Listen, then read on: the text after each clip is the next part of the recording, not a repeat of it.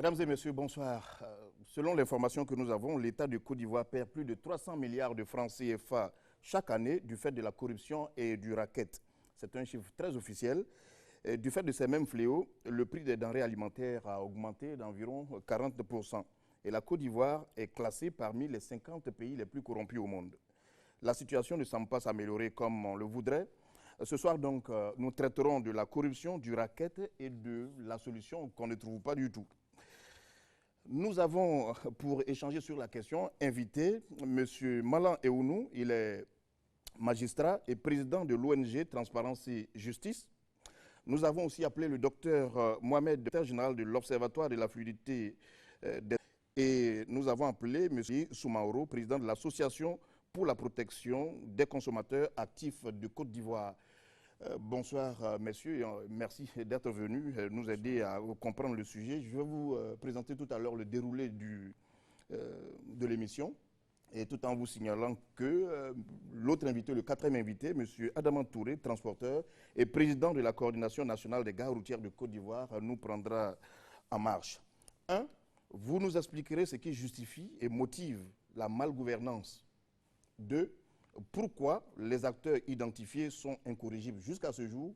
Et 3, enfin, quelles réformes peut-on engager dans le sens de lutter contre le fléau? En un mot, à quand la bonne gouvernance? Mais tout de suite, avant d'aborder ce premier sous-thème, Herman Niamien nous dit que la corruption en Côte d'Ivoire est devenue un fait banal et que rien ne se fait sans dessous de table. Vrai ou faux, on va le savoir. C'est une pratique qui fait perdre plusieurs milliards de francs CFA à la Côte d'Ivoire, on l'a dit, avant de commencer. Qu'est-ce qui explique cette pratique? La réponse avec Herman Niamien. La corruption et le racket en Côte d'Ivoire, plus qu'une réalité, une gangrène qui freine l'économie du pays. Chaque année, ce sont plus de 1 milliard d'euros qui échappent aux caisses de l'État du fait de ce phénomène selon des études menées par des institutions financières internationales. Mais qu'est-ce qui favorise ce fléau qui mine tous les secteurs d'activité en Côte d'Ivoire? On pourrait justifier le phénomène de la corruption par le fait que les salaires sont très bas, surtout au niveau de la fonction publique. C'est dû à la pauvreté, aux difficultés de la vie courante. Aujourd'hui, on n'a Dieu que pour celui qui a de l'argent. Donc le pouvoir, tout ce pouvoir-là qu'on donne à l'argent, tout le monde veut donc devenir puissant donc en ayant l'argent. La Côte d'Ivoire s'est négativement illustrée dans le classement mondial sur la publication de l'indice de perception de la corruption par Transparency International. Ce classement place le pays au 130e rang sur 180 pays avec un score de 29 sur 10. Il faut donc des actions vigoureuses pour freiner l'hémorragie. Il faut sanctionner, il faut qu'il y ait des actions pour frapper, même si cela est dans le... C'est l'impunité aussi qui encourage tout ça. Pour que la corruption puisse être bannie, il faudrait d'abord que la justice ivoirienne puisse jouer son rôle. Parce que les riches, ceux qui ont les moyens, les autorités, que ce soit les autorités policières, gendarmerie et autres, tout ça, réellement qu'on doit suspendre en cas de corruption et les suspendre parce que nul n'est au-dessus de la loi. La corruption, il faut le souligner, engendre le gaspillage des ressources publiques, la baisse de la croissance, l'augmentation du coût des transactions, la baisse de la qualité des services et donc l'inefficacité de l'administration et la perte de crédibilité des institutions. Voilà, c'est clair, M. Malan, une description de la situation, une description générale. À votre avis, qu'est-ce qui explique la corruption? J'aime bien votre question, je veux dire, qu'est-ce qui explique? Parce que rien ne pourrait justifier la corruption. Il faut l'expliquer. Et pourtant? Écoutez, pour ceux qui ne sauraient pas, je pense que je suis Transparence et Justice. Oui, c'est déjà dit, c'est déjà présenté. Voilà. Maintenant, la question, nous allons directement à la question. Qu'est-ce qui explique la corruption? Dans votre reportage, quelqu'un a parlé de pauvreté. Oui, la pauvreté peut expliquer. Parce qu'il y a des pauvres dignes. Ce n'est pas tous les pauvres qui commettent l'infraction de corruption. Mais je voulais dire de façon classique que la corruption existe dans les pays qui sont déstructurés. Voyez-vous, on ne peut pas parler de gouvernance ou de bonne gouvernance dans les pays en guerre. Parce que les institutions ont été complètement, dans les terminologies de l'abidjanais commun, mélangées. Voyez-vous, quand vous avez une institution forte, des organes qui jouent le jeu, un exécutif qui a des noms, un parlement qui joue son jeu, le judiciaire qui est fort parce que, en imposant, il est évident que dans cet État, il y aura la corruption, mais elle sera limitée parce qu'il y a des idées, des politiques qui sont mises en place pour pouvoir, n'est-ce pas, combattre cette corruption. Et donc, c'est le premier facteur. Lorsque les institutions ne fonctionnent pas de façon régulière et normale, il est évident que la corruption et les hommes qui pensent à la corruption se glissent dans toutes ces failles-là et sévissent. Il y a aussi le fait que, humainement, à quelqu'un qui n'a pas le minimum vital de pouvoir réfléchir à une quelconque déontologie, ça, il peut arriver. Et les études le montrent à profusion, que dans les pays pauvres, la corruption sévit. Parce qu'on se pose la question de savoir, mon lendemain c'est lequel? Qu'est-ce que je mangerai demain? Qu'est-ce que je boirai? Où je partirai avec mes enfants par rapport à l'éducation, à l'école? Quand vous savez que... Vous pensez donc que toutes ces interrogations amènent... 48,9% des pauvres. Pensez-vous que tous ces pauvres réfléchissent à la déontologie, à la probité? Quelqu'un qui, je donne un exemple, qui a son épouse à l'hôpital, ses enfants à l'hôpital, qui n'a pas le minimum pour les nourrir, qui a un seul repas par jour, qui ne sait pas comment scolariser ses enfants, il est évident que cette personne-là est fragilisée. Elle est plus vulnérable à une personne qui viendrait la solliciter par rapport à des actes de corruption. Imaginez-vous la faiblesse de cette personne, des résistances face à la corruption. On va développer cette idée plus tard. La parole tout de suite au docteur Kouyaté. Vous, quel est votre avis? Vous avez écouté M. Malan, la pauvreté et plusieurs autres raisons nous poussent vers la corruption. Pour vous, qu'est-ce qui est prioritaire? L'environnement de la corruption se nourrit de 5 éléments principaux. Le premier élément, c'est la précarité, la pauvreté dans laquelle la population baigne. Le second élément, c'est la faillite morale de la société. On n'a plus de repères moraux. Nous avons plus des antivaleurs, des contre-valeurs, que des modèles, que des valeurs positives. Troisième élément, il y a le manque de formation, il y a le manque d'information. Et surtout aujourd'hui, notre environnement est dominé par l'esprit de l'argent roi, l'enrichissement à vitesse. Seul le pouvoir d'achat est le critère de base par rapport auquel on est apprécié, on est admiré, on est établi dans la société. Donc c'est cet environnement-là qui conduit à l'état de corruption auquel nous assistons. Alors, mon avis là-dessus, nous allons distinguer, lorsque nous allons approcher la solution, 2 types de solutions. Des solutions à court terme, dont nous pensons qu'elles peuvent nous permettre d'aller vigoureusement à la lutte et de la gagner, puisque nous savons que le succès est un enfant de l'audace. Dès lors que nous aurons des solutions audacieuses, nous pourrons arriver à bout de cette gangrène. Très bien, on va donc s'arrêter là. Vous parlez de 2 solutions de court terme et de long terme.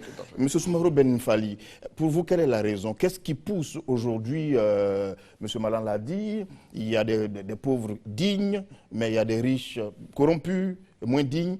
Pour vous, quelle est la raison principale de la corruption? D'abord, la faiblesse de l'autorité qui encourage la corruption. Et ensuite, la lenteur administrative. Je voudrais ouvrir, refermer tout de suite. L'autorité ne peut pas encourager, on ne peut pas être d'accord là-dessus. J'arrive. Je m'explique là-dessus. Parce que lorsque l'autorité prenne une décision, sachant très bien que dans l'application de cette décision, il va y avoir des problèmes, mais et que l'autorité tient à ce que cette décision soit appliquée. Ceux qui sont les destinataires de cette décision, comme ils ne peuvent pas aller ce que l'autorité a demandé, sont obligés de contourner cette décision. Et Je donne un exemple palpable. Je vais parler par exemple des impôts. Aujourd'hui, nous sommes passés du simple au double. Mais je vous assure que ça n'arrange pas l'État de Côte d'Ivoire. Mais c'est plutôt ceux qui ont en charge de gérer les dossiers, c'est eux qui sont riches aujourd'hui parce que le PDG de donner des dessous de table pour lui faire enlever le régime. Donc, on l'avait mis, je prends un exemple, 100 000 francs, il payait. On lui dit désormais, il doit payer 300 000 francs. Et il est obligé de débourser de l'argent. Mais le cas que vous donnez, il n'y a pas de chiffre pour cela. Oui, mais puisqu'on dit trop d'impôts, impôts... Oui, on est d'accord on est d'accord sur cette maxime-là, oui. Mais parlons plutôt de cas réels. Est-on passé d'un taux de 10% à 20% ou de 40% à 50%? Non, du tout. Les impôts? J'ai dit, aujourd'hui, nous sommes les impôts.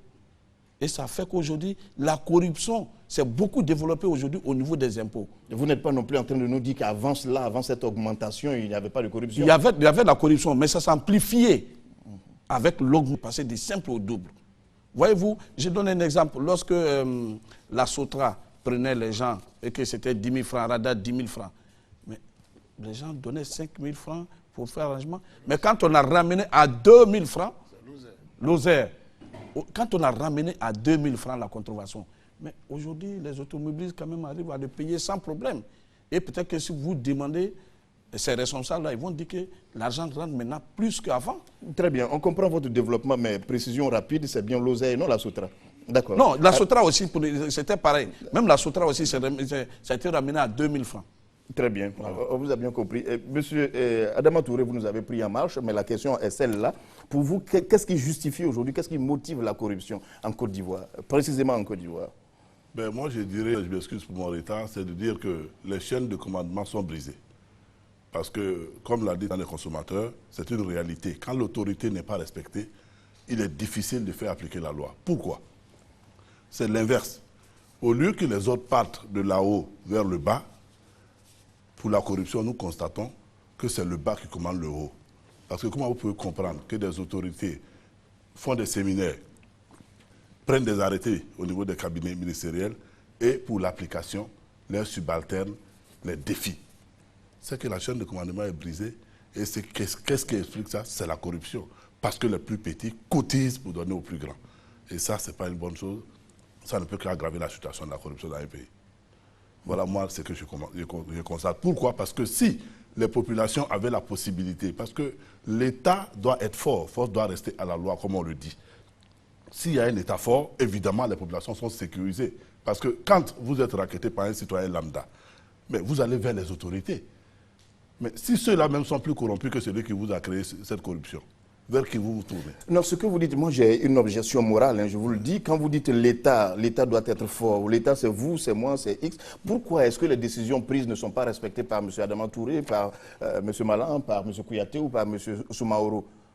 L'État prend des décisions pour que nous les respections. Pourquoi vous ne le faites pas? Mais parce que quand l'État prend les décisions, il y a deux choses. La décision, elle est faite par le peuple. On peut prendre, l'Assemblée nationale peut voter une loi, et c'est le cas. La corruption est interdite en Côte d'Ivoire. Les gens croient que c'est un fait nouveau. Mais qui doit faire l'État? C'est les agents de l'ordre. Il faut dire les choses comme ça se présente. C'est les forces de l'ordre. C'est la police, c'est la gendarmerie, c'est la douane et c'est les eaux et forêts. C'est ceux-là qui sont censés faire appliquer, répéter les tests aux gens. Nous qui avons la chance, au séminaire de la sous-région, nous entendons partout, la Côte d'Ivoire a ratifié tel test à la CEDEAO, la Côte d'Ivoire, on a ratifié tous les tests, mais il n'y a aucun test qui est mis à l'application. Pourquoi? Parce que quand Touré Adama n'applique pas la loi, il lui suffirait de voir un agent de lui donner quelque chose, il va accepter. Mais donc, c'est un problème. Alors, M. Malan, lorsqu'on aborde la chose de cette façon, vous voyez qu'on touche au texte de loi, on parle de la loi, on parle de l'autorité. Et quelle est votre réaction? Vous pensez que c'est plus l'autorité que l'individu? Non, écoutez, c'est tout un ensemble, la corruption. Il est évident que dans un pays... Est-ce que ce n'est pas la meilleure façon de ne pas répondre à la question en disant que c'est tout un ensemble? Parce que tout un ensemble, c'est tout le monde, donc personne ne se sent concerné en priorité. Voilà, vous savez que je n'ai pas la langue de bois. Mais je non, je ne vous soupçonne de rien du tout, voilà. Je réagis. Mais je vous dis que si ce n'était que cela, c'est-à-dire que des individus qui s'autorisaient, n'est-ce pas, à violer impunément la loi, non, c'est un ensemble. Il a dit, dans un État, hein, l'État est structuré. Il y a l'exécutif, il y a le législatif et il y a le judiciaire. C'est-à-dire, il y a des gens qui sont élus pour penser la politique générale d'un État, qui viennent avec un programme de gouvernement, et ce programme de gouvernement est appliqué.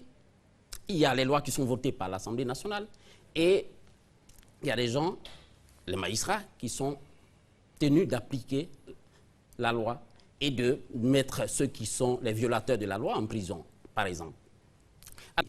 Quand vous prenez la structuration de la corruption, le baromètre mondial de la corruption, qui est un outil utilisé par Transparency International, qui est la plus grande enquête menée sur la corruption, le baromètre mondial de la corruption de 2010 montre que les partis politiques sont les structures où la corruption sévit le plus. Je rappelle que ce baromètre mondial de 2010 a mené à interroger 91 500 personnes dans le monde. Et 86 pays ont été visités. Donc, il y a effectivement de la matière. Quand vous prenez ce baromètre mondial, vous lisez que la justice également est le domaine où la corruption sévit. Elle vient en 3e position. Quand vous lisez encore ce baromètre mondial, vous voyez que les services des finances sont en pole position, en 2e position.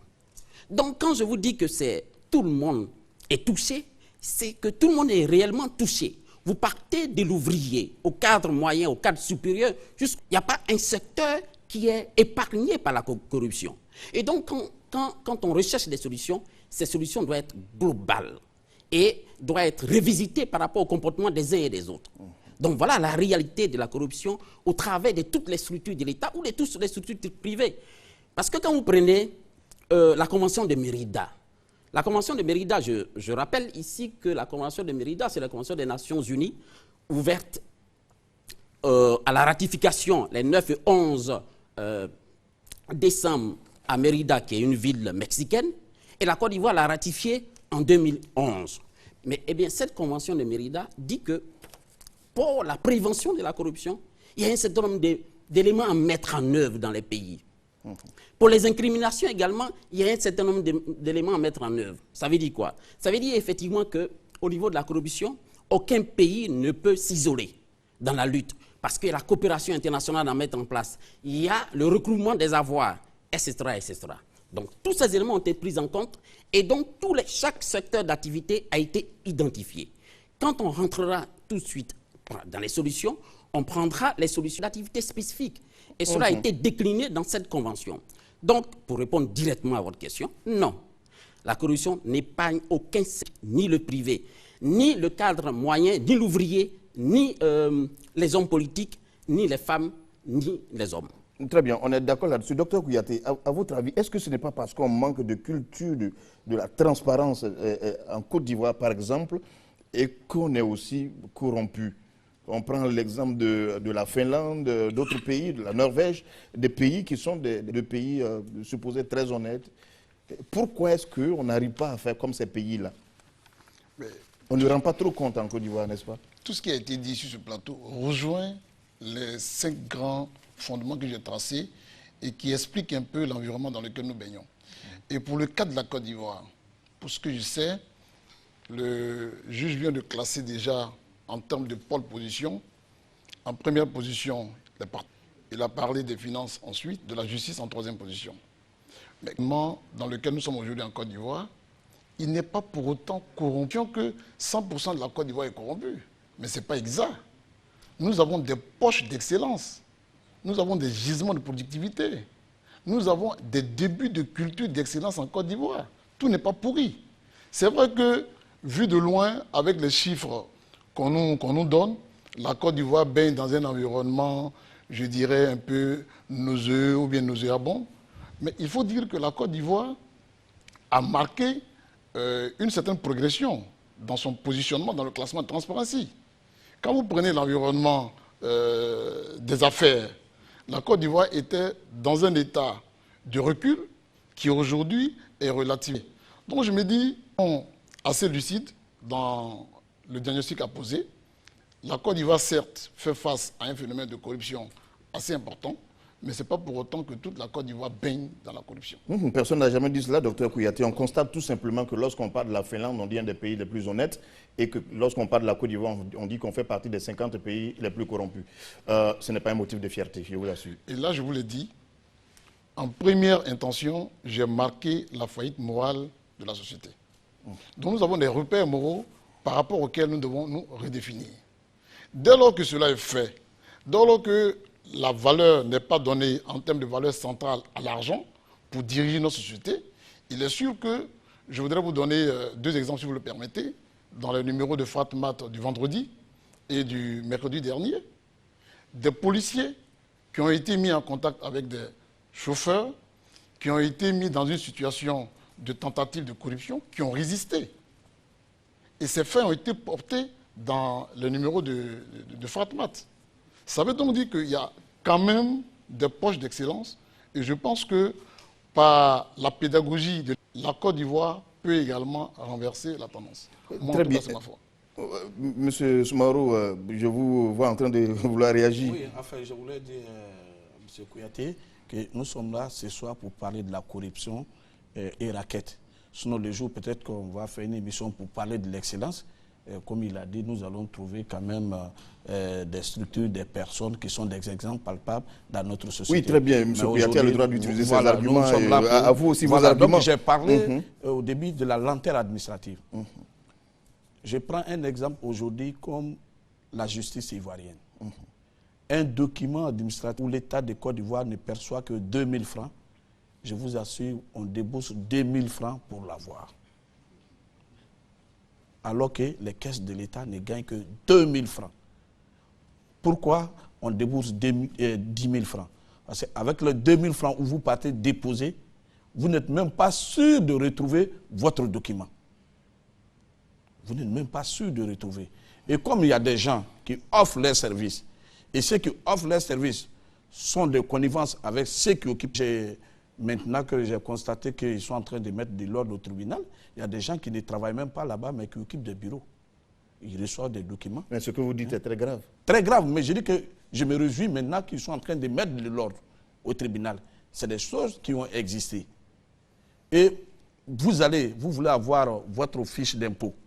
Je suis un contribuable honnête, je vais payer mon impôt, je vais pour faire une déclaration. Mais je vous assure, si je ne débourse pas de l'argent, je ne vais pas avoir ma fiche pour pouvoir à l'État de Côte d'Ivoire. Il faut que je donne des dessous des tables. Aussi, c'est tellement bien organisé avec des intermédiaires qui sont au dehors. C'est à ceux-là qu'il faut remettre de l'argent. Ils prennent votre argent, les photocopies de la quarantaine, des photos, et les 24 ou les 48 heures qui suivent, vous avez votre fiche d'impôt. Mais si vous allez vous-même pour aller déposer. Et j'ai pris ces 2 exemples, mais c'est pratiquement l'ensemble de l'administration. Il y en a d'autres. Très bien. Il y en a d'autres. Nous allons parler de la justice vers la fin de cette émission. Mais avant de continuer, je voudrais vous inviter à regarder ces images qui vont suivre. Regardons ensemble. Et surtout, regardez attentivement et nous allons commenter.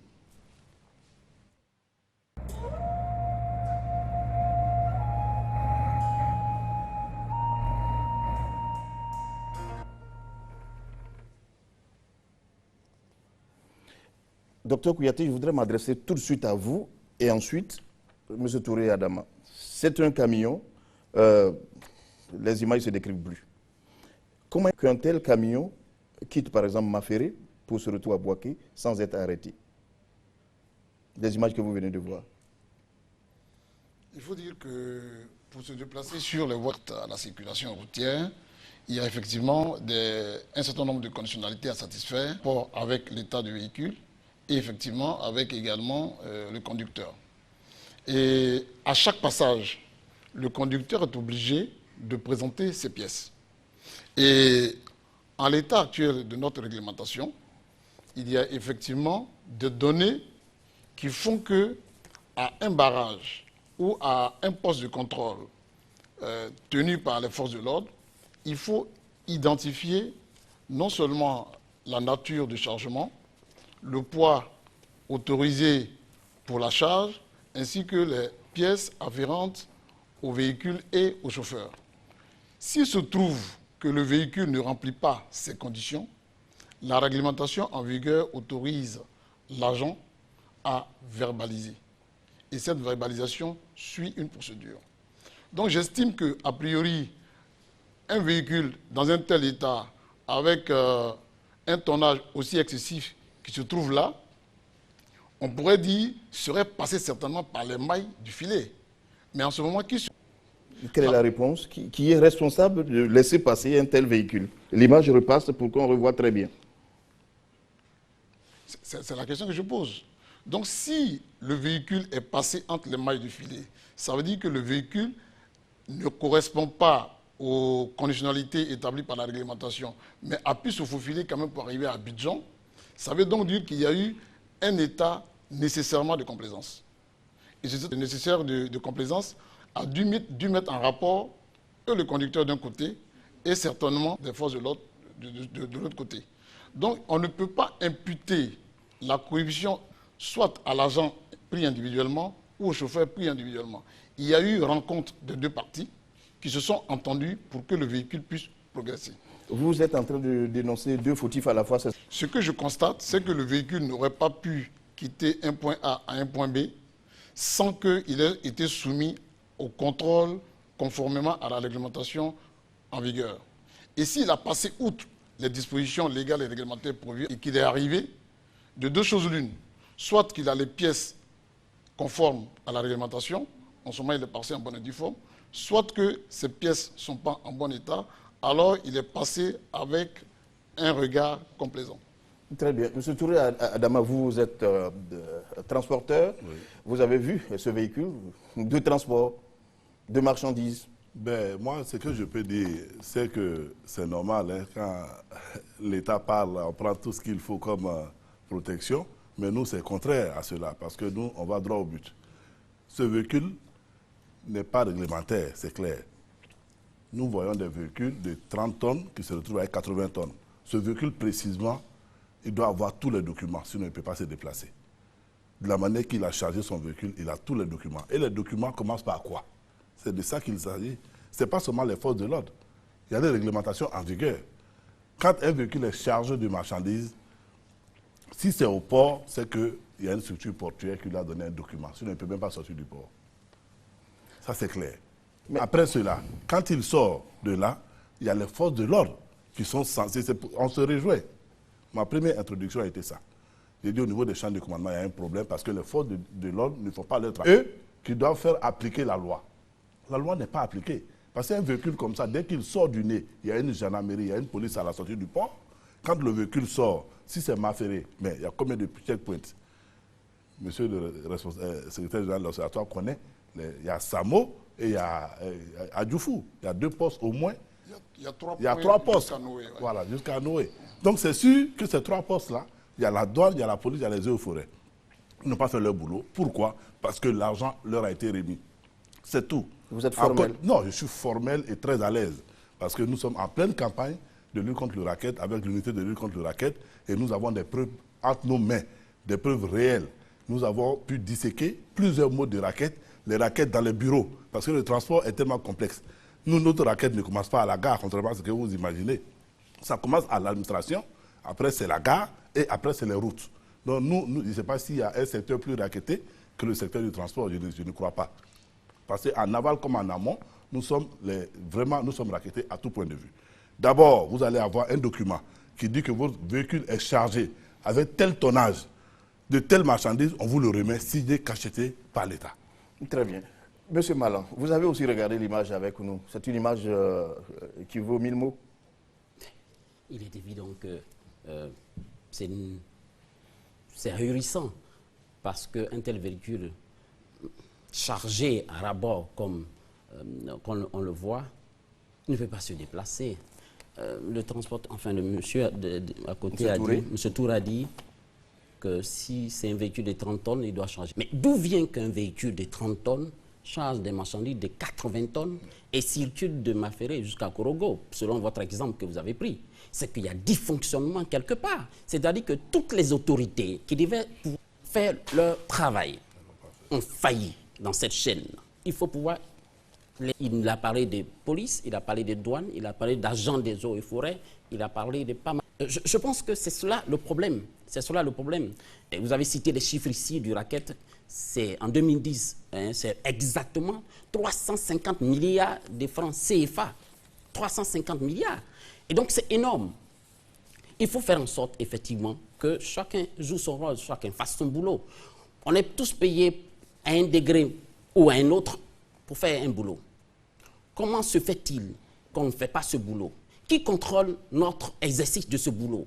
Quelle est notre hiérarchie? Parce qu'il est évident qu'un tel camion qui se retrouve à Korogo, je pense qu'il y a en amont et en aval des gens chargés de contrôler le travail de ceux qui sont sur le terrain. Il peut arriver que ceux qui sont sur le terrain ne fassent pas leur boulot. Il peut arriver. Mais je comprends difficilement que ceux qui sont chargés de contrôler ceux qui sont sur le terrain aussi ne fassent pas leur boulot. Alors, c'est curieux et je m'interroge. Mais on l'a dit, il y a une déstructuration morale. Il est évident que lorsqu'on célèbre à tout instant et qu'on célèbre même l'origine la plus morbide de cet argent, il est évident qu'on ne reculera devant rien pour pouvoir avoir l'argent au détriment des dangers comme ceux-là. Parce que imaginez-vous un seul instant qu'un accident survienne avec tant de risques pour tous les passagers qui vont. Et Dieu seul sait combien d'accidents il y a eu sur nos routes par rapport à ce genre de chargement. Et donc, nous sommes tous interpellés. Pères, mères des familles, hommes d'État, ouvriers, nous sommes tous interpellés. Nous sommes tous interpellés sur la question parce que cette image est vraiment pathétique. Ben Soumaoro, votre réaction, c'est quoi? Consommateur? Oui, mais pourquoi ces choses vous échappent, vous, la société civile? Si, vous savez qu'on n'a que notre bouche là pour dénoncer, informer, pour mettre fin. Ce que moi je viens de voir, peut-être que les uns et les autres sont étonnés. Et il y a d'autres cas palpables. Si vous m'avez prévenu, peut-être qu'on allait avoir d'autres images plus choquantes. Je vais parler aujourd'hui de guichet unique, visite technique. Ah oui, je veux demander quel est un seul automobiliste, même qui peut venir témoigner pour dire que moi j'ai payé seulement ce qu'il est demandé et puis j'ai eu la visite. Aucun véhicule ne peut passer sur le pont du guichet unique, la visite technique, si vous n'avez pas déposé de l'argent. Ce n'est pas possible. Vous n'exagérez pas, M. Soumaoro? Je n'exagère pas, j'assume ce que j'ai dit sur ce plateau cette nuit-là. Et il y a des véhicules qu'on pousse pour faire monter, ces véhicules-là, on la visite. Il y a des véhicules, bon, en tant que profane, vous ne voyez pas de fumée, la voiture. Et on signale, on vous dit que votre phare était à gauche, ne tient pas bien, on vous fait échouer. Et il y a un autre véhicule qui va venir. On va lui donner la visite, mais on va lui dire que les clignotants ne donnent pas et que le frein ne tient pas. Et on va lui dire que les phares sont trop hauts. On va lui dire que la voiture fume un peu. C'est-à-dire qu'on met à corriger avant la prochaine visite. Vous qui avez 2 points à signaler, on va vous faire échouer. Celui-là, il en a 4 ou 5 si ça cadre. Et on lui donne la visite, on dit à corriger pour la prochaine visite. Mais bon sang, ça fait qu'aujourd'hui, pourquoi les véhicules qui n'ont pas de visite technique? Parce que quand vous pensez ce que vous devez dépenser là-bas, ça fait que l'Ivoirien aujourd'hui met du temps technique, les 1 an ou 26 mois passent avant qu'il ne se dirige là-bas. Mais pourtant, cet argent qui va dans la poche de ces individus-là, je demande, il y a plusieurs structures qui s'occupent de raquettes, de corruption. Vraiment, c'est vrai, on veut parler de nos frères de forces de l'ordre, c'est eux qui sont sur la route, c'est eux que tout le monde voit. Mais c'est plus pur que chez les forces de l'ordre.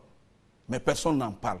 Mais en tout cas, je l'ai dit, je veux un seul témoignage qui dit, moi j'ai eu ma visite, je n'ai pas mis 5 francs de plus.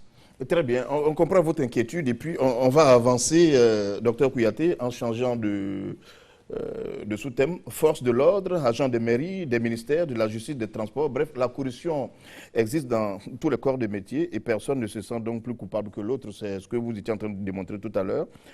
Certains agents indélicats, de hauts fonctionnaires, ça donne sereinement à la corruption qui, selon eux, leur permet d'arrondir leur fin de mois. Pourrions-nous un jour arrêter le fléau Ivoirienne est-elle suffisamment crédible pour le faire? Davantage d'explications avec Herman Niamien. Ce n'est pas un secret. Les forces de l'ordre en Côte d'Ivoire sont perçues comme des racketteurs et des corrompus par la population. Pourtant, elles ne sont pas les seules. Il est très loisible d'observer des cas de corruption dans tous les secteurs de l'administration publique en Côte d'Ivoire, notamment les mairies, les ministères, les hôpitaux publics et même les tribunaux. Le racket a pris une autre mesure, une autre forme qui n'a rien à voir qu'avant. C'est officialisé un peu maintenant. Aujourd'hui, le policier ne peut plus tendre la main au dehors, mais dans les bureaux, ils vont rassonner des autorités dans les bureaux, ils sont corrompus. Et à cet effet, nous disons non à cela. Quand on va dans une administration et qu'on ne sait pas comment se prendre, quand on vous demande l'argent, vous êtes obligé de donner parce que vous ne connaissez pas vos droits. Or, quand c'est quelqu'un qui connaît ses droits, pour le corrompre, c'est un peu difficile. C'est ce qui fait que la corruption en Afrique, elle est grande. Le fléau ne concerne pas seulement les simples agents des administrations publiques. Ils sont souvent cités dans les cas de corruption. Dans l'affaire des déchets toxiques, par exemple, de hautes personnalités de l'administration ivoirienne ont été épinglées. Dans les régies financières aussi, on parle de pourcentage dans les règlements de factures, sans oublier les passations des marchés publics. La justice a donc un rôle important à jouer pour mettre fin à la corruption. Mais la justice elle-même est-elle crédible? À leurs yeux, on stocke des fonds aux gens. À leurs yeux. Mais pour dire que la justice est crédible, il faut que les auxiliaires qui sont autour, les greffiers et autres, ceux qui sont dans l'administration, puissent être crédibles. Sinon, bon, le poisson pourrit par la tête. Hein. L'indépendance et la transparence de la justice constituent un signe de bonne gouvernance. C'est même une variable indispensable pour que les investisseurs se bousculent aux portes d'un pays. Il est donc indispensable qu'elle joue pleinement son rôle afin de freiner la corruption qui mine notre société pour faciliter les investissements. Docteur Kouyaté, lorsque vous avez écouté ces personnes-là, est-ce que vous n'avez pas eu l'impression qu'on a souvent peur d'aborder le sujet très franchement, alors que tout le monde en souffre parce qu'ils en avaient gros sur le cœur? Est-ce qu'on l'aborde là? Ce que je retiens de cette intervention, qui m'a fait et qui me permet de rebondir sur l'interpellation de M. Ben Fally Soumaoro, c'est que je suis dans un univers ambiant où tout est pourri, alors que ce n'est pas le cas. Quand on dit que la corruption est officialisée, on peut dire que la corruption s'est généralisée, mais pas officialisée. Il n'y a pas d'estampillé pour dire que la corruption aujourd'hui a pris des vêtements officiels pour s'imposer dans notre société. Ça, admettre ce genre de propos. Est-ce que la justice est crédible? C'est la question de fond qui transparaît ici. Est-ce que notre justice aujourd'hui est capable de trancher les questions de corruption ou de raquettes qui lui sont rapportées en termes de prise de décision? Nous avons des faits importants par rapport auxquels la justice a pris position. Mais comme l'a dit tantôt le président, la justice n'est pas là pour rendre service.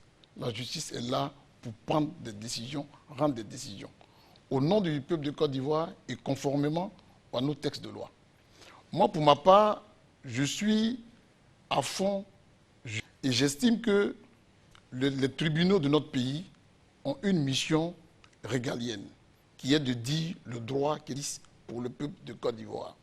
Dans certains cas, et de nombreux cas, elle a failli.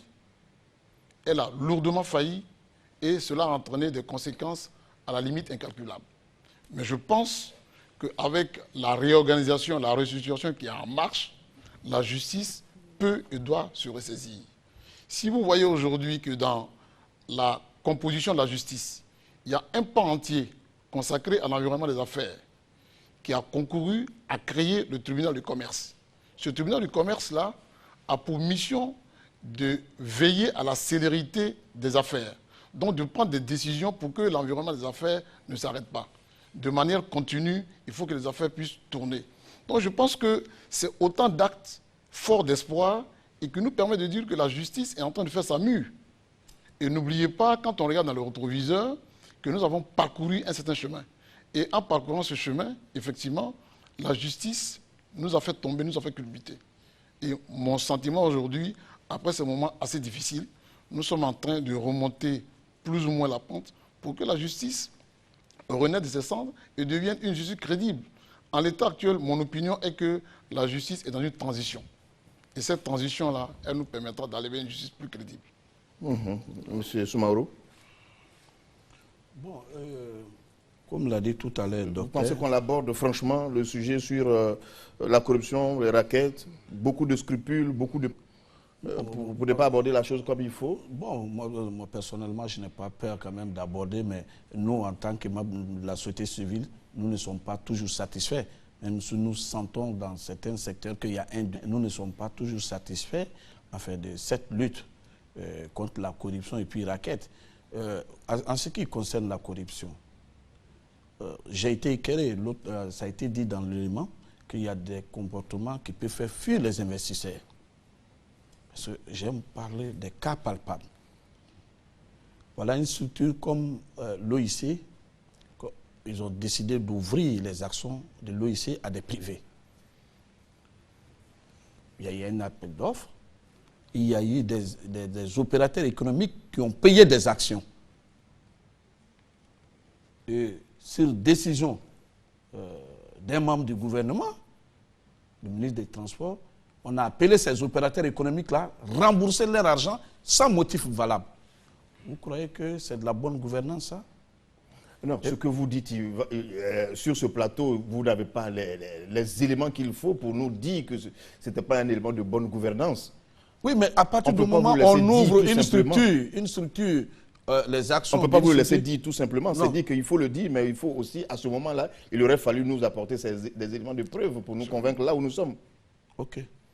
Ok, mais sinon, en tout cas, j'ai dit que les éléments, j'ai dit les éléments de preuve, puisqu'à partir de cette émission, s'il y a des réactions et qu'on m'appelle pour justifier ce que j'ai dit, je viendrai avec des éléments, des preuves de ce qui s'est passé, de ce que j'ai dit ce soir sur ce plateau, pour dire qu'il y a des opérateurs économiques qui ont payé des actions de l'OIC et que l'argent a été encaissé et qu'après on a rappelé ces opérateurs économiques pour rembourser leur argent sans motif valable, alors que l'intention de notre président, qui dit aujourd'hui, qui veut à le monde des affaires, qui veut ouvrir la Côte d'Ivoire à des opérateurs économiques pour venir investir. Mais pendant ce temps-ci, il y a des actions pour empêcher certains opérateurs économiques, ils vont aller avec leur argent ailleurs et ça n'arrange pas l'État de Côte d'Ivoire en tant que tel. Nous, population, ça ne nous arrange pas.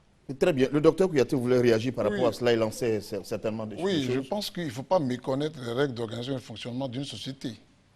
Une société est essentiellement dirigée par des instances qui sont notamment au niveau du conseil d'administration. Et le conseil d'administration d'une société est libre dans ses prises de décision. Aujourd'hui, quand vous prenez l'organisation d'une justice, il y a la justice debout et la justice assise. La justice prend des décisions auprès de la justice. Dans le cas de l'OIC, comme il vient de le dire, nous avons affaire à un conseil d'administration avec un PCA où la règle de la majorité prévaut. Donc on ne peut pas imputer ça au ministre, quitte à lui d'apporter les preuves établissant clairement la responsabilité du ministre. Et cela faisant, c'est méconnaître les règles d'organisation et de fonctionnement d'une société. Très bien. Voilà. Je comprends, la précision est en fait. Monsieur Malan, aujourd'hui, on a évoqué plusieurs choses à la fois, mais comment vous expliquez, en parlant toujours de la corruption, que les acteurs qui sont identifiés nettement soient aussi incorrigibles jusqu'à ce jour? Lesquels acteurs?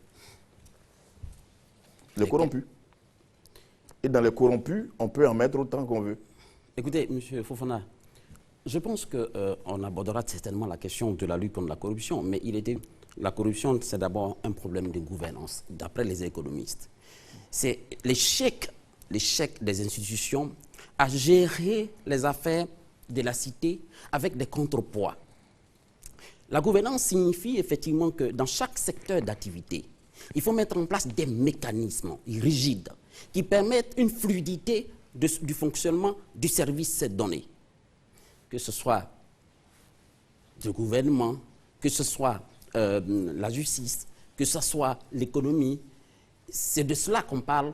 On parle des indices de gouvernance. Est-ce qu'au plan politique, il y a l'alternance? Est-ce qu'il y a des élections? C'est des critères. Est-ce qu'au plan judiciaire, les procédures sont traitées avec célérité? Est-ce que les décisions sont rendues conformément à la loi? Est-ce qu'il y a des recours par rapport aux décisions rendues? dans quel laps de temps ces décisions-là sont rendues, etc., etc. Ces indices-là réunis, n'est-ce pas, font d'un pays qu'il est un pays qui pratique la bonne gouvernance ou pas. Mais pour revenir directement à votre question, il est évident qu'il y a cet aspect structurel et institutionnel à mettre en place. Mais individuellement parlant, c'est une question de conviction. Je vous ai dit tantôt que les pauvres qui sont enclins, qui pourraient, n'est-ce pas, s'incliner par rapport à la corruption. Il y a des pauvres dignes, il y a des gens qui ont des salaires qu'on pourrait qualifier de salaires de misère. Mais le gros dans la lutte contre la corruption, c'est la lutte contre l'impunité. L'exemple doit être donné. Il est évident que si, dans ce monde, l'argent doit être le Dieu absolu et le repère absolu, et donc les origines ne sont pas vérifiées, ça pose problème. Ailleurs également, d'où vient que des pays comme la Corée du Sud, en 50 ans, ont fait le mur. En Afrique, je ne vais pas loin, le Cap-Vert, la Mozambique, c'est des pays qui sont aussi africains comme nous, mais qui ont fait leur mur. Je vais dire que dans la lutte contre la corruption et dans le phénomène de corruption, il y a quelque chose d'important à voir. C'est la sanction du fautif. Quelle sanction infliger au fautif? On remarque effectivement qu'au niveau de la corruption, ceux qui... On ne parle pas de la petite corruption, des fonctionnaires qui sont là par rapport à cet homme administratif. Je parle de la grande corruption. La corruption à col blanc. Les détournements massifs au niveau de l'État. Des détournements des deniers publics. Des transferts de capitaux phénoménaux. Je rappelle qu'en 2010, l'OCDE dit que l'argent blanchi des pays africains vers les pays occidentaux, c'est 250 milliards de dollars. 250 milliards de dollars. 250 milliards de dollars. Et donc, voyez-vous, si un jour on venait à mettre la main sur un de ces individus, pensez-vous effectivement que ce monsieur, il a suffisamment de puissance?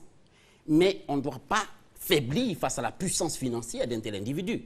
Il faut sanctionner, et de manière exemplaire. Vous pensez qu'il y a impunité et vous pensez aussi qu'il manque l'investigation et puis la dénonciation, par exemple? Je pense effectivement que c'est un tout. On en parlera, mais si vous voulez, on va anticiper. J'ai parlé de la Convention de Mérida. La Convention de Mérida impose aux pays signataires qui ont ratifié un certain nombre de mécanismes.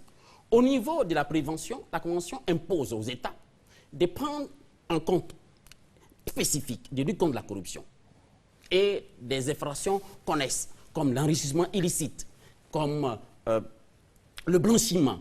Heureusement qu'en Côte d'Ivoire, on a la loi sur le blanchiment de 2005. On attend la loi sur la corruption, on attend la loi sur l'enrichissement illicite.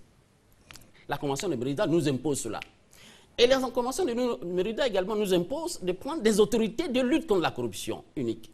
Les hautes autorités qui pilotent un peu partout, il y en a au Mali, en Centrafrique, au Cameroun, de mettre en place des stratégies nationales de lutte contre la corruption qui intègrent tous les aspects de la société et qui revisitent l'éducation, la formation, le travail, etc., etc. Oui, vous avez cité des pays non plus qui ne sont pas mieux lotis que la Côte d'Ivoire. Lorsqu'on regarde ces pays ont de hautes autorités de lutte contre la corruption, mais on regarde de loin les chiffres. Oui, M. Fora, mais je n'ai pas dit que ces pays sont des exemples. Je dis qu'il faut mettre en place des organismes. Maintenant, la mise en place de l'organisme ne suffit pas. Il y a l'animation qu'on doit faire de ces organismes et le choix des hommes. Oui, je reviens tout à l'heure à ce que M. Faligou, M. Kouyaté, pardon, excusez-moi, a dit. Non, M. Kouyaté, il n'y a pas que des corrompus dans ce pays. Et Dieu merci d'ailleurs. Et je continue de dire que personne ne l'a soutenu sur ce plateau. Non. Mais on dit qu'il y en a beaucoup plus. M. Kouyaté a abordé la question, bien entendu. Et évidemment, nous parlons des fléaux. Mais il est évident que si nous sommes sur ce plateau, c'est qu'il y a des exemples. Moi, je parle d'un vieillard de près de 95 ans qui aujourd'hui, je prie pour lui pour qu'il vive longtemps. Il s'appelle Mandela. Merci beaucoup. Il est noir, il est vieillard, mais le monde entier s'arrête parce qu'il est malade. Qu'est-ce qui explique cela? C'est parce que justement, il a fait ce que les autres n'ont pas fait. Donc, dans notre pays, il y a des exemples. qui sont là, même dans la justice. Oh, parce que je vois que tout le monde les yeux vers la justice. Oui, c'est normal. Oui, parce que tout le monde a beaucoup de choses à vous reprocher. Oui, mais une génération spontanée. La justice, c'est les Ivoiriens en robe, les magistrats, je vais dire. C'est les Ivoiriens en robe. Donc, les mots qui se retrouvent dans la grande administration ivoirienne se retrouvent également dans la justice. Sauf, là où je serai d'accord avec vous, c'est que les conséquences de la corruption au niveau de la justice sont dramatiques. Et là, je suis d'accord. Mais voyez-vous, si Transparence existe, c'est parce que Transparence Justice, depuis 10 ans, a estimé qu'il fallait combattre la corruption dès l'intérieur. Très bien. La corruption de l'intérieur, la justice surtout, nous allons en parler dans la dernière partie de cette émission. La justice nous intéresse beaucoup plus. Monsieur Touré Adama, vous avez écouté M. Malin, hein? Oui, très bien. Nous continuons de dire que les acteurs qui sont reconnus, identifiés comme tels, ne sont pas encore punis et qu'ils restent incorrigibles. Et on ne sait pas pourquoi ça coince. Ben, moi, ce que je peux dire, c'est qu'au niveau de la corruption en Côte d'Ivoire, il y a un véritable problème. Nous allons toujours nous répéter, les gens, et si on est là sur ce plateau, c'est pour parler de la corruption. Ce n'est pas pour parler de l'excellence. Et si on ne dit pas on ne touche pas du doigt le mal, on ne pourra pas trouver de solution. Il faut qu'on ait le courage de dire ce que les fonctionnaires et les gens de l'État ne peuvent pas dire. Sinon, on n'aura pas le sens de notre présence sur ce plateau. Ce que je veux dire, c'est que la corruption en Côte d'Ivoire, malheureusement, comme vous pouvez dire dans votre élément tout à l'heure, institutionnalisé, c'est vrai qu'il n'est peut-être pas allé très loin dans les études, puisse utiliser ce thème, mais moi je le... Officialisé. Officialisé. Oui, on l'a parfaitement compris. De façon simple, c'est officialisé. Pourquoi? Quand des agents assermentés de l'État posent un acte, qui doit... Force reste à la loi, les corps nous le chantent tous les jours. Et c'est ces mêmes agents qui mettent les gens en prison. Le petit voleur de portable est mis en prison. C'est cet agent-là qui estocke 100 000, 200 000 à un passager. C'est fait devant un citoyen, il va dire que c'est officialisé. Et nous, on a des preuves entre les mains. Les preuves que nous avons entre les mains aujourd'hui, c'est des preuves que l'État doit essayer de remettre de l'ordre à son sein. Combattre la corruption de l'intérieur, ce doit être vraiment le cheval de bataille du gouvernement. Nous félicitons déjà le ministère d'État d'avoir mis l'unité de lutte contre le racket. Mais nous disons, le district d'Abidjan étant un démembrement de l'État, s'il y a un agent du district d'Abidjan qui pose un acte de racket avec un document estampillé du logo du district et avec le cachet de la préfecture de police d'Abidjan, mais nous, on n'appelle pas ça un fait banal. Mais on n'appelle pas ça un fait banal. Ce n'est pas du faux, parce que nous nous sommes déplacés à la préfecture. Nous nous sommes déplacés au district. Nous avons même l'élément à nos mains ici. Mais nous disons que ça ne peut pas se faire. L'État a défini toutes les contraventions. Même la fourrière, c'est les policiers qui doivent faire. Quand on vous met en fourrière, vous devez payer la fourrière au trésor de Côte d'Ivoire. On ne nous a jamais dit qu'on doit payer la fourrière entre les mains d'un agent de la police et qu'on doit payer ça auprès d'un agent de mairie. Mais alors pourquoi est-ce que vous payez? Mais nous sommes obligés parce que le moyen de coercition sont nos pièces administratives qui nous sont totalement retirées. Pourquoi? Parce qu'il y a une unité qui a été mise sur pied, qui est en train de faire un travail, et comme le corps habillé sur le terrain, dès que l'unité se présente à un barrage, aucun corps habillé n'accepte de siffler un véhicule. Si le corps habillé est perdu avec nous dans le barrage, les premiers véhicules qu'on a sifflés, c'est les papillons de 22 500. Vous n'avez pas dit de faire ce qu'on va faire. Le transporteur, le chauffeur que nous sommes, on a quel moyen sur place de dire ne fais pas ça. Et je vous assure que même des unités de lutte contre le racket, ils n'ont pas la possibilité de leur dire de ne pas faire ce papillon. Parce que nous avons vécu ces faits-là ce matin à Abidjan. Oui, vous faites des... Donc voilà des gens réels qui raquettent, qu'on connaît, qui ont signé des papiers pour reconnaître que je vais t'emmerder parce qu'on me dit de faire mon travail. Mais est-ce que celui-là, il doit rester là, on ne doit pas l'amener au tribunal militaire? Oui, en même temps que vous le dites, ça va être difficile que vous vous dédouanez vous-même, vous les transporteurs. Oui. Parce qu'on vous regarde sur le terrain, vous n'avez jamais de documents complets dans le véhicule. Vous vous sentez donc obligé de soudoyer rapidement, pour tenter, j'ai envie de dire ainsi, avant de continuer votre chemin. À ce niveau, je n'ai pas de problème, parce que nous sommes dans un état de droit. Alors, celui qui n'a pas rempli les conditions pour faire le transport doit être mis en fourrière, le transport. Mais si ces véhicules-là roulent aujourd'hui, on a 22 000 taxis pour Abidjan, Ororo, et dans les 22 000 aujourd'hui, on a près de 8 000 à 16 000 qui n'ont pas de papiers administratifs à jour, comme l'a dit le président des consommateurs, parce que ces véhicules qui étaient dans les communes, qui ont des couleurs, qui payent leurs patentes, qui payent tout auprès des municipalités et de l'AGETU, ces véhicules constatent qu'il y a des voitures personnelles qui font leur travail à leur place. Cette concurrence déloyale n'est pas combattue par l'État. Auprès de quel État nous payons des patentes? Ces transporteurs ont décidé de faire comme les véhicules banalisés. ils ne paient plus de papiers. Et tous les matins, les pseudo-syndicalistes qui sont sur les gares cotisent 2000 francs frais de ces véhicules-là. Partagent ça avec les gendarmeries, les polices qui sont sur les périmètres de compétences. Et la Côte d'Ivoire croit que ça, c'est un état de droit. On va où avec ça? Si on ne le dit pas, ça ne se réglera pas. Donc nous prenons le risque. Nous savons qu'ils vont nous attaquer, nous savons qu'ils vont nous emmerder, mais nous allons dire ce qu'il faut dire pour que l'histoire retienne qu'il y a eu quelqu'un au moins courageux qui a pu dénoncer. Vous l'avez dit, mais je continue de le dire aussi. Oui. Vous, transporteur, il y a beaucoup de choses qu'on vous reproche. Absolument. C'est pour ça que j'ai dit pseudo-syndicaliste, parce qu'il y a des individus. Par exemple, le camion que nous avons vu, nous revenons sur cet exemple juste pour voir. Oui. Ce camion que nous avons vu, tout en sachant que vous ne devez pas le charger jusqu'à l'unité. Nous sommes obligés de le charger comme ça. Vous le faites. Nous sommes obligés. Parce que si nous ne le chargeons pas comme ça, délibérément, on est obligé, parce que tout notre argent va rester sur la route. On fait comment? Parce que délibérément, vous décidez de ne pas respecter. Si on ne le charge pas à 80 tonnes, le véhicule n'arrivera pas à bon port. Parce que si on nous a payé 800 000 francs pour la narcade d'Odjéné à Abidjan, nous allons payer des frais de route dans l'ordre de 480 000 francs. Si plus le gasoil qui nous coûte 400 000 francs, nous nous retrouvons à combien? Avec 20 000 francs. Mais attends, vous êtes sûr que c'est pneus, tu dois payer son assurance, tu dois faire la visite technique, tu dois payer l'agent qui fait le conducteur, et qui doit faire des bénéfices pour payer un nouveau véhicule. Vous êtes sûr qu'il peut faire un voyage de 1200 km à aller-retour? Bon, je ne répondrai pas à la question, mais je vous poserai une autre d'ici la fin de cette émission, et puis on va passer à l'autre sous-thème. D'accord. Que fait-on pour freiner la corruption? C'est une question qu'on s'est posée tout le temps pendant l'émission. Est-ce possible de le faire? Autant de questions que le citoyen lambda se pose. Nous allons suivre ce reportage de Herman Niamien pour comprendre les actions de l'État de Côte d'Ivoire dans la lutte contre la corruption. La lutte contre la corruption reste un grand défi pour tous les États africains confrontés aux exigences de la bonne gouvernance. En Côte d'Ivoire, par exemple, l'actuel président Alassane Ouattara en a fait l'une de ses priorités. S'il réussit à relever ce défi, il rentrera à jamais dans l'histoire du pays et même de l'Afrique tout entière, tant la corruption est enracinée dans toutes nos activités au quotidien. Ce qui, ailleurs, peut être vu comme des comportements illégaux et immoraux, sont considérés chez nous comme des pratiques ordinaires et banales. Le gouvernement ivoirien n'entend donc pas rester les bras croisés. Des stratégies sont donc élaborées pour réduire à néant les poches de la corruption qui gangrènent encore l'économie. Il y a la loi contre la corruption, la loi contre le blanchiment des capitaux, l'enrichissement illicite. Récemment, la Côte d'Ivoire a ratifié la Convention des Nations Unies contre la corruption, la Convention de l'Union africaine contre la corruption. Au niveau étatique, il y a le secrétariat national à la gouvernance et au renforcement des capacités. Au niveau du ministère de l'économie et des finances, il y a la brigade anti-corruption. Donc vous voyez qu'il y a beaucoup d'instruments qui existent déjà.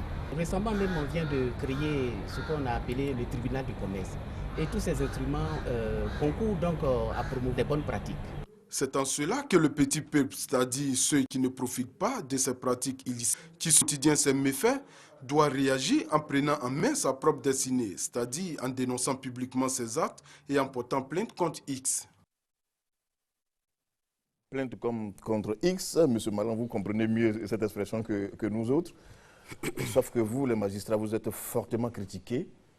On pense que vous regardez certaines situations sans réagir. Je le pense aussi. Ah oui, vous le pensez à tort. La raison. Écoutez, c'est vrai qu'on a souvent tendance à dire que nous sommes censés ignorer la loi. Peut-être que c'est une hypocrisie qui... Mais je pense que la loi est mal interprétée et mal su. Le cadre de cette émission ne nous permettra pas de développer, d'entrer dans ce développement. Oui, je serais hypocrite de dire que les magistrats ne sont pas responsables d'un certain nombre d'actes. Oui, je manquerai, n'est-ce pas, au devoir de vérité que de dire que la justice n'a pas sa part de responsabilité dans ce qui se passe. C'est pourquoi, je le dis et je le répète encore une fois, ayant eu des repères avec nos aînés, nous avons estimé qu'il était nécessaire, sans que personne ne nous le demande, sans que les personnes ne nous initient à cette action, nous avons décidé pour dire que c'est vrai, mais il y a certains acteurs qui peuvent ne mettre de transparence. Si je dis qu'il y a des gens, des femmes, des hommes qui font leur travail avec beaucoup de probité intellectuelle, qui sont dans nombre et qui n'ont jamais eu les phares de l'actualité pour pouvoir le dire. Nous avons estimé que nous devons être les porte-voix de ces personnes-là. Est-ce que nous devons comprendre que vous ne vous reprochez rien? Ah non, je n'ai pas dit cela, M. Fofana. Je n'ai pas dit cela. Je dis que oui, qu'il y a des problèmes. La justice, c'est une administration. Et une administration a besoin d'être fonctionnelle. Je l'ai dit tantôt, il y a des éléments, il y a des critères. Au plan international, on nous parle de beaucoup de choses. Nous avons une population de 22 millions d'habitants. Nous avons 10 tribunaux. Nous avons 9 tribunaux d'ailleurs, 3 cours d'appel. Déjà, il y a un problème d'accès à la justice. C'est que il y a des personnes qui ne peuvent pas accéder à la justice parce que la justice est très loin de leur lieu d'habitation. Quand vous accédez également à la justice, cette prise en charge qui doit être la vôtre, comment est-ce que l'institution judiciaire, qui est une institution publique, fait-elle pour rendre accessible son fonctionnement aux justiciables lambda? C'est-à-dire quoi? Vous, M. Fofana, vous avez besoin d'un acte. Vous allez à la justice. Il faut, parce que c'est un service public, il faut que ce service public vous satisfasse de la manière la plus absolue. Mais la démonstration qui a été faite par M. Soumaoro tout à l'heure nous a démontré totalement le contraire. Je viens. Donc, ça veut dire qu'il faut réformer. Le ministre Dibi, qui était ministre de l'économie et des finances, a dit que les administrations africaines doivent pouvoir, n'est-ce pas, se gérer des titres managériels. Je le dis, et nous, nos propositions, c'est lesquelles? Quand vous voulez être chef de service, je parle du tribunal d'Abidjan, on a proposé, en tout cas, Transparence et Justice, c'est notre proposition la plus absolue. Vous voulez être président de ce tribunal, c'est-à-dire chef de service, le gouvernement doit faire un appel à candidature. Il y a des critères qui sont définis. Moi, Fofana, je viens, voilà mon ambition pour le tribunal d'Abidjan. Au point de vue organisationnel, voilà mes propositions. Au point de vue des décisions, voilà mes propositions. Et ainsi de suite. Et on passe au peigne fin des candidats retenus, il sera mis à l'œuvre. On l'observe. Dans les 6 mois, ce sera une période sabbatique, mais après, il faut le juger à l'acte. J'ai dit que les décisions de justice sortiraient dans les 6 mois et avec telle fréquence. J'ai dit que moi, mes juges seront à l'heure à l'audience et ils seront à l'heure à l'audience. J'ai dit que mes juges rendront les décisions conformément à la loi, ils le rendront. J'ai dit qu'il faut donner la possibilité à celui qui a perdu son procès de pouvoir avoir les recours. Ces exigences minimum d'un service fonctionnel qui fonctionne selon les critères de gestion modernes. J'ai dit que je vais faire en sorte que l'État mette en place un système de gestion des fichiers. Parce qu'ailleurs, ça existe. Écoutez, chaque fois qu'il y a manipulation de l'homme, il y a faillite. Et ajouter à cela la volonté de nuire, qui peut exister, qui n'est pas à exclure. Alors, vous avez un système qui n'est pas performant. Je vous suis parfaitement, mais ce que je voudrais dire, c'est que le développement que vous faites nous dit tout simplement que M. X, le citoyen lambda qui a un problème, il ne cherche pas à savoir qui est le manager. Alors, M. X a un problème avec Y qui se retrouve en face de vous. Il y a des affaires qui sont étouffées au palais de justice. C'est de ça qu'on parle. Quand j'ai affaire à quelqu'un qui est peut-être plus nanti que moi financièrement, je ne peux pas aller au-delà. Il paye 10 000, j'ai 1 000 francs à payer. C'est de ça qu'on parle de façon concrète. C'est ce qu'on vous reproche. Monsieur Fofana, je venais. Je vous disais les critères pour qu'une justice fonctionne de façon administrative. Parce qu'on ne va pas seulement au tribunal, excusez-moi du terme, pour un procès seulement. La justice, c'est un service public, administratif. Quel que soit le service qu'on demande à la justice, on souhaiterait que la justice soit efficace et que mais l'efficacité nécessite un certain nombre de règles de fonctionnement. C'est de cela que je vous parle. On est d'accord sur les règles. Parlons de... Nous considérons que lorsque quelqu'un est nommé, il connaît déjà les règles de gestion, ces règles-là. On veut juste qu'il les applique. Les règles ne sont pas appliquées, M. Malan. D'accord.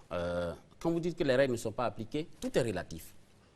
Je pense que dans ce pays, vous avez entendu parler d'un monsieur comme Camille Ogué, des Fatika, Mamadou. Voilà. Je voulais souligner cela. Mais bien entendu, il y a des personnes, des fonctionnaires de justice qui ont pris des libertés avec leur serment. Donc nous disons ceci. C'est comme dans tous les services. Vous arrivez, il y a un dysfonctionnement. Vous cherchez à voir le supérieur hiérarchique. Ou vous venez voir une structure de défense des droits de l'homme.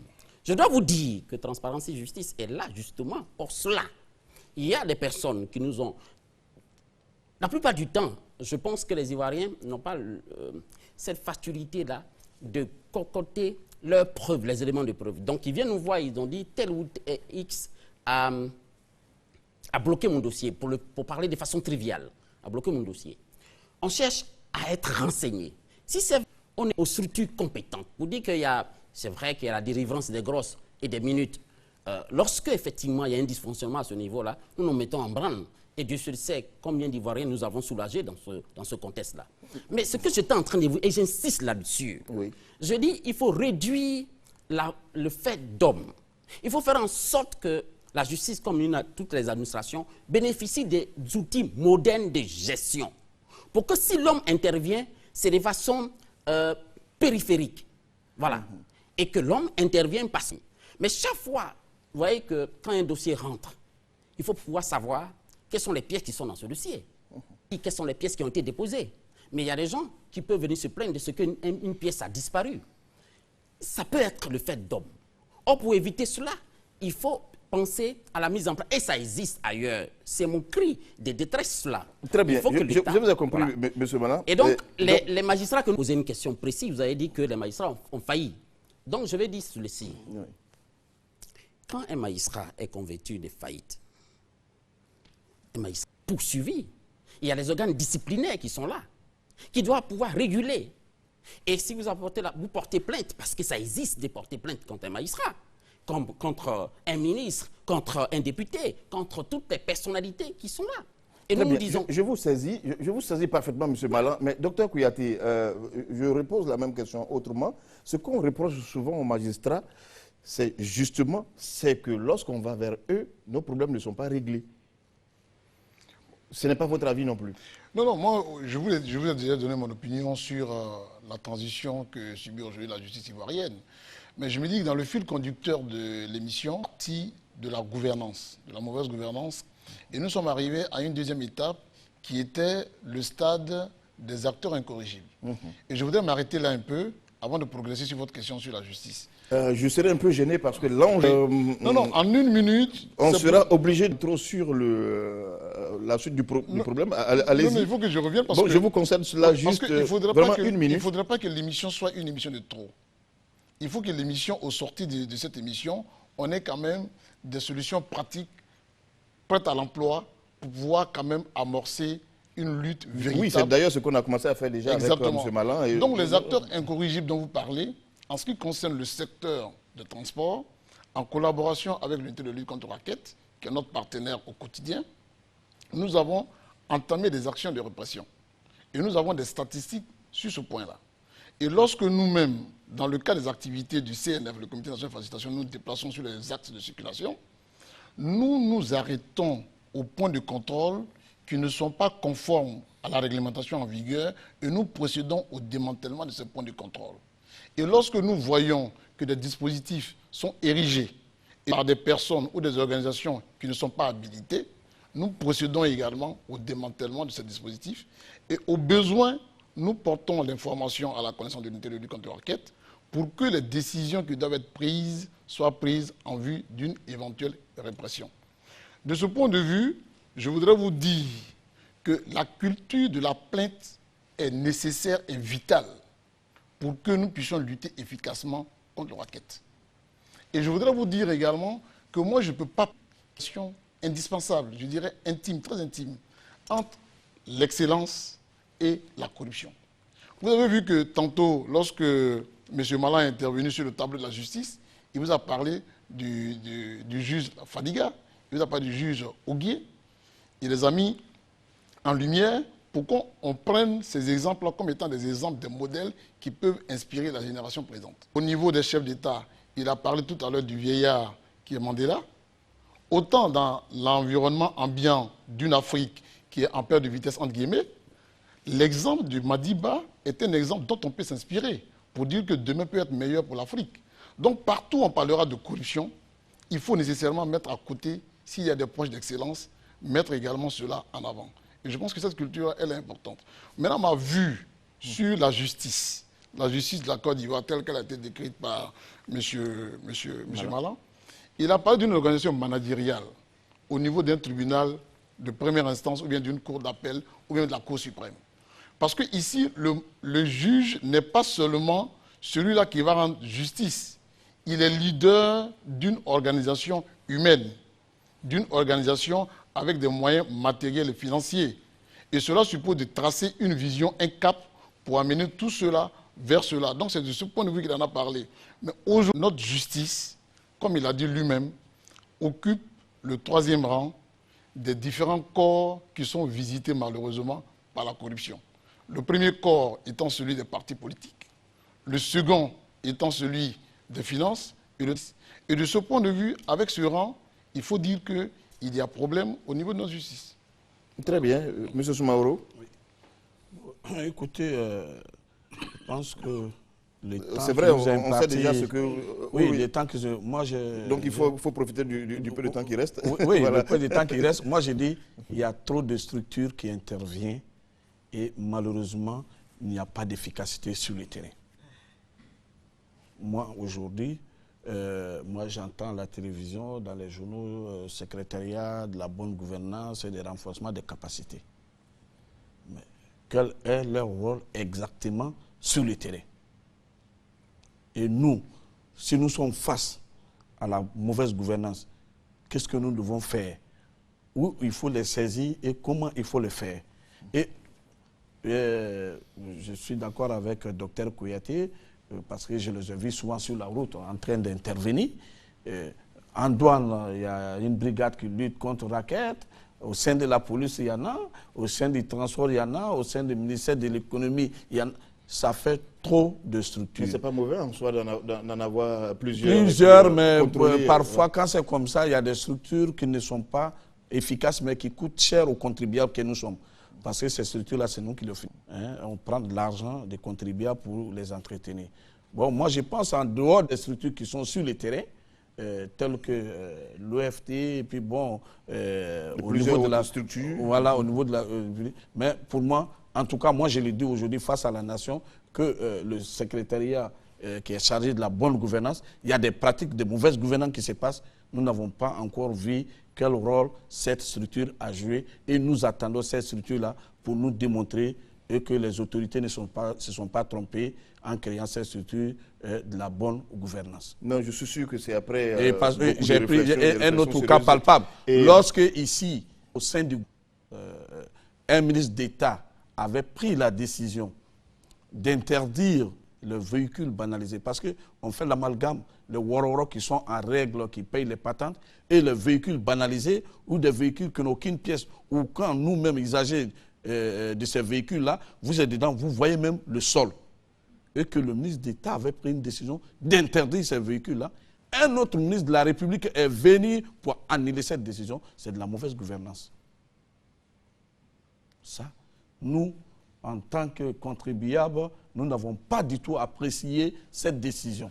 Bon, vous voyez qu'on est en train de... docteur Kouyaté, et puis on va rester véritablement sur la justice après cette intervention. Oui, docteur Kouyaté. En une minute, la décision prise par le second ministre l'a été en concertation, en collaboration avec le Premier ministre. C'est-à-dire le ministre d'État qui a pris la décision. Parce que c'est ce ministre d'État qui a assuré l'intérim du ministre des Transports lorsqu'il a eu à prendre la décision. Et à son retour, c'est de concert que la seconde décision a été arrêtée. Et je veux terminer là-dessus avant que vous n'alliez vers la justice. C'est vous dire qu'au niveau du ministère des Transports, au niveau de l'OFT et du CNF, nous avons attaqué le racket dans d'autres secteurs qui ne sont pas seulement le secteur des transports à proprement parler. Nous sommes allés dans le secteur du café-cacao, là où le racket était évalué à hauteur de 10 milliards environ. Et aujourd'hui, lorsque le gouvernement établit ces chiffres concernant la satisfaction dans ce secteur, nous avons 800 milliards qui ont été répartis au niveau de ces acteurs et environ 40 à 56 milliards qui ont été mobilisés comme fonds de garantie.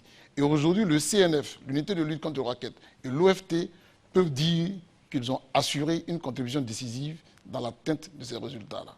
D'accord. Voilà. J'insiste beaucoup pour qu'on parle de la justice, parce que c'est la justice qui nous aidera tous à sortir du racket, de la corruption. Alors, Monsieur Touré, aujourd'hui, quand vous regardez notre justice, vous pensez qu'elle a les possibilités de lutter contre la corruption? Sur une telle moyen, la justice dispose, mais ce que je sais, en tant qu'opérateur économique, c'est que la justice, nous ne souhaitons pas, nous en tant qu'opérateur privé, nous ne souhaitons pas avoir affaire à la justice. C'est d'un fait, si on va au parquet, on aura des problèmes. D'abord, nous, on est pénalisés parce que la plupart de mes membres près de 80% de nos acteurs ne sont pas allés à l'école. À la justice, il faut parler gros français. Le transporteur n'aime pas ça. La justice ivoirienne, il faut avoir beaucoup d'argent pour pouvoir régler les problèmes. Malheureusement, c'est ce qui se passe aujourd'hui. C'est vrai qu'il y a transparence, il y a ceci, il y a cela, mais la réalité est tout autre. Nous, on a des faits réels entre nos mains. On a été attaqués par des syndicats, des civils, qui nous ont agressés à la mairie de Port-Boué. Parce que nos membres qui sont à Port-Boué ne veulent pas payer les cotisations syndicales. Comment dans un pays, quand vous n'êtes pas membre d'un syndicat, vous devez cotiser auprès de ces syndicats? Ça, c'est la reconnaissance du droit, le minimum du droit. Donc ça, c'est entre syndicats déjà. C'est n'importe quoi. Mais alors, si vous êtes agressé, vous allez porter plainte. Vous avez accès à la justice. On allait porter plainte régulièrement auprès du district de police de Port-Boué. Ça a été transmis au parquet. Arrivé au parquet, on nous appelle à l'audience, on va nous lire autre chose dont je dispose de la grosse ici, qui n'a rien à voir avec ce que nous avons fait comme plainte. Voilà des faits réels. Et on sort de là, ceux que nous avons porté plainte contre eux, nous narguent. C'est pour ça que je dis, nous on a nos grosses, nous on a nos preuves ici. Je ne mets pas du tout en doute ce que vous dites, sauf que dans l'immédiat, on ne peut pas vérifier. Voilà, on ne peut pas vérifier, mais on a ça. Ça, c'est des faits réels qui amènent le citoyen à avoir peur de sa justice. Et on a cherché à voir le procureur. Pendant 3 semaines, on n'a pas été reçu par le procureur. Bon, M. Touré, ce sont des choses qui sont assez difficilement vérifiables sur place. Oui. Je ne doute pas du tout de ce que vous dites, mais tant que nous, on n'a pas la possibilité non plus, nous, journalistes, de vérifier la chose, on ne va pas trop en profondeur jusqu'à ce qu'on ait les éléments qui... Alors, M. Malan... Il a été interrompu rapidement, hein, il n'a pas fini. Oui, tout à fait, je reviendrai vers vous. Je reviendrai vers vous. Vous parlez de la justice. M. Malan, vous entendez, c'est très clair. Ça donne l'impression qu'il y a des faits qui crèvent les yeux et vous ne vous auto-saisissez pas de l'affaire souvent. Monsieur Fofana, je l'ai dit tantôt ici que c'est vrai que la justice porte pas mal de choses et qui sont malheureusement vraies. Mais je dois dire que le comportement des Ivoiriens est pour quelque chose. Voyez-vous, les Ivoiriens sont convaincus que si vous partez en justice, que vous n'avez pas les moyens suffisants, vous perdez votre procès. Mais c'est archi faux. C'est vrai dans certaines situations. Il faut faire en sorte d'aller devant sa porte. Si vous allez d'abord et que vous êtes convaincu de votre droit, mais s'il y a un problème, plaignez-vous. Mais s'il y a des corrompus, c'est qu'il y a des corrupteurs. Il y a que des gens qui vont en justice justement pour porter des valises. Et donc, je ne suis pas en train d'excuser ceux des animateurs de l'appareil judiciaire qui prennent ces valises. Loin de moi, cette idée. Mais je dis, il faut ensemble, c'est en conjuguant tous les efforts qu'on arrive... Vous dites déjà qu'il ne faut pas aller avec des valises. Ah, mais il ne faut pas aller avec des valises. On ne va pas. Les valises ne se gardent pas au tribunal, sous les lits ou dans les banques. Non. Ce que je veux dire, il faut absolument que les gens sachent que nous devons tous faire des efforts. Les justiciables et nous-mêmes. Maintenant, si effectivement il y a un problème de dysfonctionnement, on saisit celui qui est compétent. Voyez-vous, c'est vrai qu'il y a des gens autour des tribunaux et ils n'ont rien à y faire. Je le dis encore, ils n'ont rien, ce qu'on appelle communément les magouillas. C'est une question aussi de gouvernance. Et j'insiste là-dessus. Et là, c'est notre combat de tous les jours. Mais ils sont combien les Ivoiriens qui entrent dans le bureau d'un animateur de la justice, réellement leur problème. Je vais faire un certificat de nationalité, voilà. Mais ils préfèrent parce que les délais sont courts ou que le goulot de tremblement est tel qu'ils préfèrent payer à la porte pour avoir leurs documents. Mais tant que chacun de nous ne fera pas son papa de sacrifice, on a beau jeu de critiquer l'État, de dire que les moyens ne sont pas suffisants, mais nous sommes tous l'État. Moi, vous, les autres, nous sommes tous l'État. Et nous pensons effectivement qu'à ce niveau, certes, l'État ne met pas les moyens suffisants. Certes, la justice est le parent pauvre. Et l'État devrait faire suffisamment pour que la justice ait les moyens. Oui, mais il faut que les animateurs de l'appareil judiciaire... Oui, les moyens, d'accord. Mais... Les animateurs de l'appareil judiciaire... Oui, je serais obligé de vous reprendre la parole pour... puissent se discipliner et les justiciables avec. Très bien. Monsieur Touré, là je reviens à vous, vous avez entendu, c'est très clair. Hein? Ouais. Avant de dire que la justice est corrompue, arrêtez de corrompre. C'est clair. Mais nous, dans le cas d'espèce, nous, on est par la force des choses. Parce que d'abord, avant d'arriver à la justice, c'est vrai que nous ne disions pas que la justice entière est corrompue. Nous avons eu la chance d'avoir des juges qui nous ont carrément dit ce qu'ils ont comme limite de pouvoir. Ils se sont arrêtés là. Il y a des juges honnêtes, hein, comme il l'a dit. Il y en a encore hein, que nous rencontrons. Mais il y en a par contre, comme ils savent qu'ils ne peuvent pas régler sans argent, ils ne vous reçoivent même pas. Tant qu'il ne vous connaît pas, il ne vous reçoit pas, ou bien vous passez par son démarcheur. C'est des faits réels. Donc il y a ça, il y a les deux. Mais il faut que, parce que c'est la majorité qui l'emporte. Les mauvais sont beaucoup. Donc si on ne limite pas un peu, on ne va pas s'en sortir. Ça, c'est le cas aussi chez les corps habillés. Aujourd'hui, nous, on a quel problème? L'État a décidé que tous ceux qui vont sur la route aient leur bande patronymique sur la poitrine. On puisse lire leur nom. La gendarmerie que nous félicitons a un de mettre leur nom. Là, si on t'a fait une tracasserie, tu sais où appeler. Mais aujourd'hui, qu'est-ce que nous constatons? Nous constatons qu'à part la gendarmerie, aucun corps ne fait de pression pour que les éléments mettent les bandes patronymiques. Notamment, les agents narguent l'unité de lutte contre le racket en leur disant « Vous vous fatiguez, nos chefs savent ce que nous faisons ici ». Très bien. En tout cas, on vous a vraiment compris. Il ne reste plus que 4 minutes, donc chacun aura vraiment 1 minute, pas plus, pour conclure. Je commence par M. Soumaoro Ben Fali. Oui, merci. Cette émission, raquette, corruption, vraiment raquette, 1 minute. Corruption en 90 minutes, c'est peu, même si le débat s'est passé entre Transparence Justice et puis l'OFT. Ouais, c'est les deux. C'est les deux qui ont animé. Vous êtes en train de grainer de votre minute. Voilà. Donc, enfin, je pense qu'il faut revenir sur ce débat pour que d'autres acteurs concernés puissent se retrouver pour en parler. Parce qu'on a pu parler que des transports, on a parlé, mais quand on prend par exemple, pour avoir une lettre d'attribut au ministère du Logement, de l'urbanisme aujourd'hui, Dieu seul sait la corruption aussi qui est dans ce milieu. Très bien, c'est vraiment 1 minute chrono. Docteur Kouyaté. Moi je dirais que le président a fixé un cap qui est 2020, Côte d'Ivoire émergente.